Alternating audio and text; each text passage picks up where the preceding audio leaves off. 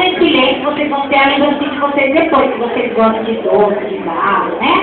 De pipoca, essas coisas. Mas para isso, eu gostaria que vocês continuassem aqui, tá bom? Olha, eu vou chamar...